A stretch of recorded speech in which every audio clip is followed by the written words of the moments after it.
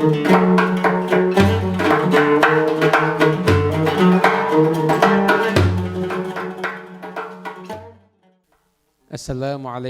warahmatullahi wabarakatuh. Alhamdulillah kita semuanya berjumpa lagi dalam program Kisah dan Ibrah. Pada kesempatan kali ini kita akan membahas tentang bagaimana berhaji tanpa ke tanah suci. Kita sama-sama mengerti bahwasanya haji itu termasuk salah satu daripada rukun Islam. Namun tidak semua kaum muslimin sampai akhir hidupnya itu bisa berhaji. Karena memang ada keterbatasan tertentu. Makanya kewajiban haji itu di dalam sekian banyak redaksi itu masih ada lanjutannya, manistata'a ilaihi sabila. Yaitu kewajiban haji itu hanya bagi yang mampu untuk melakukan perjalanan ke sana. Mampu dalam artian secara fisik dia mampu, aman dari segala macam rintangan perjalanan, dan juga secara finansial dia itu mampu. Dia punya ongkos untuk berangkat, untuk hidup, untuk pulang, dan untuk nafkah daripada keluarga yang ditinggal. Itulah yang menjadi kriteria mampu bagi orang yang wajib untuk menunaikan ibadah haji. Namun untuk orang yang belum bisa mengerjakan ibadah haji, maka janganlah Anda berkecil hati. Karena sesungguhnya Nabi Muhammad SAW syariatnya adalah syariat untuk semuanya. Syariat untuk orang kaya, syariat untuk orang yang belum kaya, dan syariat untuk orang yang lemah. Itu semuanya terwakili di dalam syariatnya Rasulullah SAW. Ada beberapa amalan yang nanti akan saya sampaikan. Amalan ini bisa mendapatkan pahala haji dan umrah. Orang berhaji tujuannya apa sih? Ingin mendapatkan pahala haji, dan juga tujuan utamanya ingin menunaikan kewajiban rukun Islam. Namun bagi yang gak mampu, Anda gak wajib. Tapi jangan pula berkecil hati, ada amalan yang di situ juga bisa menjadikan Anda mendapatkan pahala ibadah haji. Apa saja di antaranya? Dalam hadis riwayat Imam At-Tirmidzi, Nabi Muhammad SAW bersabda, barang siapa yang sholat subuh berjamaah, kemudian dia duduk di tempat duduknya tersebut, mengingat Allah Subhanahu wa Ta'ala sampai terbit matahari, kemudian dia menunggu saat datangnya sholat duha itu kurang lebih matahari terangkat sampai seukuran tombak, 15 menit, 16 menit setelah terbitnya matahari, kemudian dia sholat sunnah 2 rakaat, maka Nabi mengatakan kanat lahu ka'ajri hajjatin wa umratin, maka dia mendapatkan pahala haji dan umrah. Bahkan riwayat yang lain disebutkan tamah. Yang sempurna. Artinya bisa jadi pahala ibadah hajinya itu 1 kali ibadah tapi sangat sempurna, atau 3 kali ibadah haji dengan sempurna. Untuk siapa itu? Enggak usah repot-repot keluarin ongkos untuk yang enggak mampu. Namun siapapun juga bisa melakukannya. Anda sholat subuh di masjid terdekat di rumah Anda, kemudian Anda duduk sampai terbit matahari. Anda bisa baca wirdul latif, Anda bisa baca ayat suci Al-Quran, Anda bisa mendengarkan kajian ilmu. Mungkin di dekat rumah Anda ba'da subuh ada kultumnya, mungkin ada kajian subuhnya. Silakan Anda duduk sampai terbit matahari, maka Anda mendapatkan pahala haji dan umrah. Apakah hanya itu saja? Enggak, masih ada yang berikutnya. Yaitu riwayat daripada Imam Al-Hakim dalam kitab Al-Mustadrak. Beliau meriwayatkan satu hadis, yaitu Rasulullah SAW bersabda, man ghada ilal masjidi la yuridu illa liyata'allama khairan au yu'allimahu kana lahu ajru mu'tamirin tamil umrah. Faman raha ilal masjidi la yuridu illa liyata'allama khairan au yu'allimahu falahu ajru hajin tamil hajjah. Yang artinya barang siapa pagi hari berangkat ke masjid tidak ada tujuan kecuali untuk belajar kebaikan atau untuk mengajarkan kebaikan. Anda lihat nih bagaimana yang penting kebaikan. Mau Anda yang mengajarkan ataupun Anda yang belajar, kalau niatnya adalah kebaikan maka mendapatkan pahala yang sama dalam koridor keberangkatannya, yaitu pahala daripada ibadah umrah yang sempurna.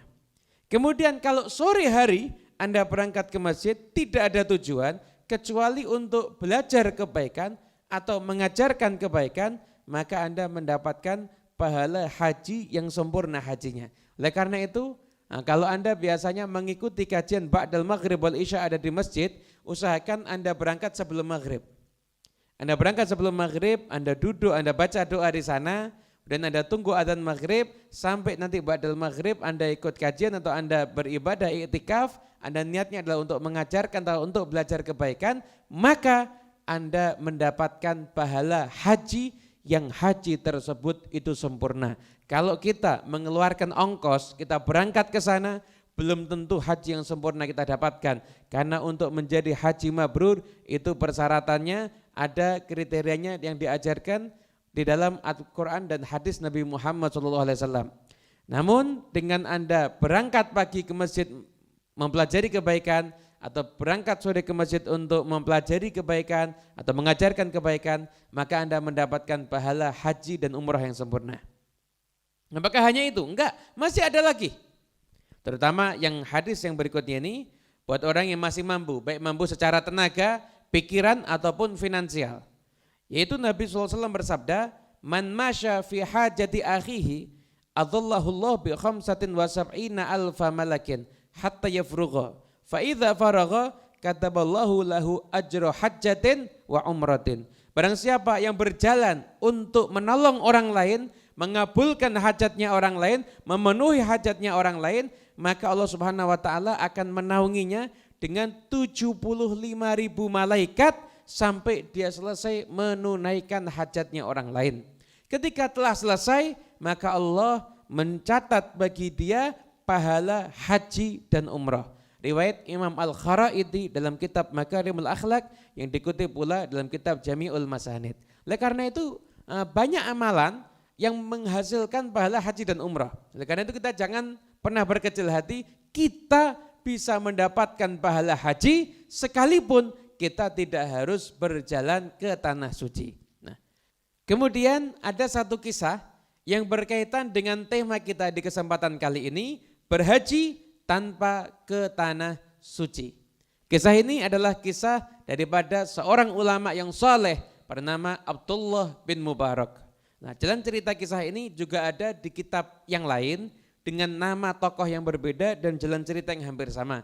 Namun kisah yang akan kami sampaikan ini adalah hasil yang kami baca dari sebagian kitabnya para habaib dan juga kitabnya Imam Al-Qulyubi.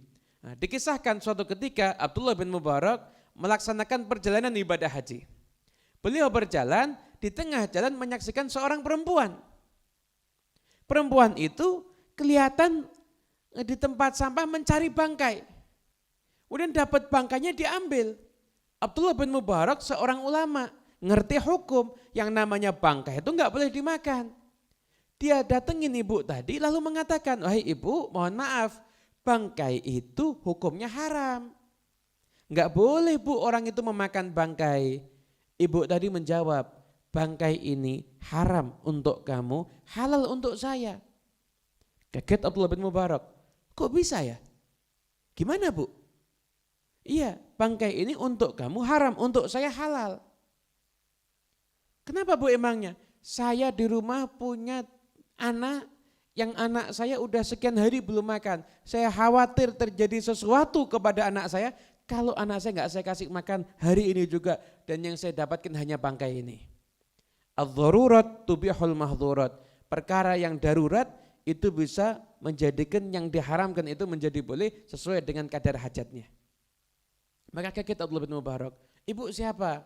Ternyata perempuan itu adalah seorang syarifah, keturunan dari Rasulullah SAW. Maka Abdullah bin Mubarak seketika itu juga mengambil semua bekalnya, hartanya, diberikan kepada ibu tadi. Ibu, ini hartanya untuk ibu, bahkan dikisahkan juga untanya juga diserahkan untuk ibu tersebut. Diantar sampai ke rumah ibu, ini untanya juga untuk ibu, kemudian silahkan ibu pakai untuk kecukupan anak ibu semuanya. Kata ibu tadi, silahkan kamu berangkat haji, kita udah dapat solusinya, kita halal kok makan bangkai ini. Enggak, jangan bu, jangan bu. Gak mungkin saya mau berangkat haji, menjalankan syariatnya Nabi Muhammad, berziarah kepada Nabi Muhammad, sedangkan saya biarkan cucunya ada di hadapan saya memakan bangkai. Saya malu bu berjumpa dengan Nabi Muhammad. Saya serahkan kepada ibu. Balik Abdullah bin Mubarak dengan perasaan sedih karena enggak jadi menunaikan ibadah haji. Sampai berlalu waktu, selesainya orang rombongan haji pulang ke rumah masing-masing, Abdullah bin Mubarak mendatangi tetangga-tetangga sekitar yang menunaikan ibadah haji. Mengatakan, alhamdulillah semoga hajinya haji mabrur, semoga diterima pahalanya oleh Allah Subhanahu wa taala. Yang aneh, tetangganya justru menjawab, iya semoga haji kamu juga haji mabrur. Loh, saya enggak haji. Enggak mungkin. Ingat enggak waktu kita ketemu di Padang Arafah? Saya enggak haji kok. Oh, kita kan ketemu bareng kita di Padang Arafah itu. Udah, mungkin orangnya mirip. Ketemu sama satu orang lagi tetangganya, semoga haji kamu haji mabrur, saya minta doanya. Tetangganya bilang, kamu minta doa dari kamu, semoga haji kamu juga haji mabrur. Kapan sampainya? Loh, saya enggak berangkat. Enggak, yang bener aja. Kita kan waktu sa'i bareng. Ingat ya kita sa'i, kita jalan bareng. Saya enggak berangkat haji kok. Yang bener. Kita kan waktu sa'i kan kita bersama-sama. Kamu enggak ingat ya? Bingung. Akhirnya ketemu lagi. Ngakunya bareng waktu tawaf. Bingung Abdullah bin Mubarak. Malam harinya beliau mendengarkan suara. Hei Abdullah, sedekahmu diterima oleh Allah Subhanahu wa taala, sebagai gantinya Allah akan menyerupakan malaikat diserupakan denganmu dan berhaji untukmu setiap tahunnya sampai hari kiamat berkat sedekahmu. Nah, hadirin yang dimuliakan Allah Subhanahu wa taala, para pemirsa dimanapun Anda berada, ini adalah kisah yang istimewa tentang orang yang berhaji tanpa ke tanah suci. Bagi yang punya harta dan mampu, tetap wajib melaksanakan ibadah haji. Namun bagi yang belum mampu, jangan berkecil hati, laksanakan amalan-amalan yang di situ terkandung pahala sebagaimana ibadah haji yang telah saya sebutkan pada hadis-hadis di awal daripada pembuka kajian di program Kisah dan Ibrah ini. Semoga barokah dan manfaat. Wassalamualaikum warahmatullahi wabarakatuh.